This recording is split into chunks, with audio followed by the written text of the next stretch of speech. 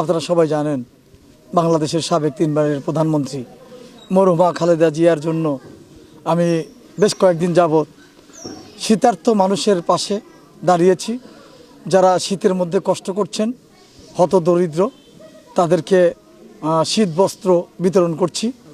এটা খালেদা জিয়ার রুহের মাগফিরাতের জন্য। আমাদের নেতা জনাব তারেক রহমান নির্দেশনা দিয়েছেন, ইকবাল হাসান মাহমুদ টুকু ভাই নির্দেশনা দিয়েছেন গরিব মানুষের পাশে থাকার জন্য। বিশেষ করে আমার মা, যে গ্রামে আমি আজকে কম্বল দিলাম, এই গ্রামে আমার মায়ের জন্ম। আমার মাকে স্মরণ করেই আমি আজকে এই গ্রামে কম্বল বিতরণ করলাম এবং বিশেষ করে শীতার্ত যারা অসহায় দরিদ্র গরিব মানুষ তাদের মাঝে আমি কম্বল বিতরণ করলাম। আপনারা সবাই দোয়া করবেন। যতদিন আমি বেঁচে আছি, মহান আল্লাহ যদি আমাকে সামর্থ্য দেয়, আমি ইনশাল্লাহ আমার এই কাজগুলি আমি চালিয়ে যাব। যত সমাজ সেবামূলক কাজ আছে এবং যত রকমের গরিব মানুষের পাশে দাঁড়ানোর কাজগুলি আছে, আমি ইনশাল্লাহ তাদের পাশে দাঁড়াবো। বাংলাদেশের 3বারের প্রধানমন্ত্রী মরহুমা খালেদা জিয়া ইন্তেকাল করেছেন।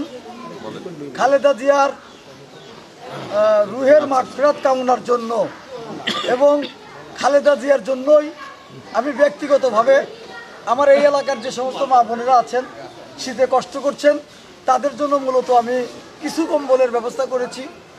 আমি জানি এই এলাকার অনেক মানুষের কষ্ট আছে, শীতে তারা কষ্ট করছে, সবাইকে হয়তো দেওয়া সম্ভব না। তো আমি চেষ্টা করেছি আমার ব্যক্তিগতভাবে, এটা কিন্তু কোনো দলীয়ভাবে না, শুধু খালেদা জিয়ার দোয়ার জন্য এই কম্বলটা দিচ্ছি। এবং এটা আমাদের নেতা তারেক রহমান সাহেবও নির্দেশনা দিয়েছেন। আমাদের সিরাজগঞ্জের কৃতি সন্তান টুকু ভাইও বলছেন সাধারণ মানুষের পাশে থাকার জন্য।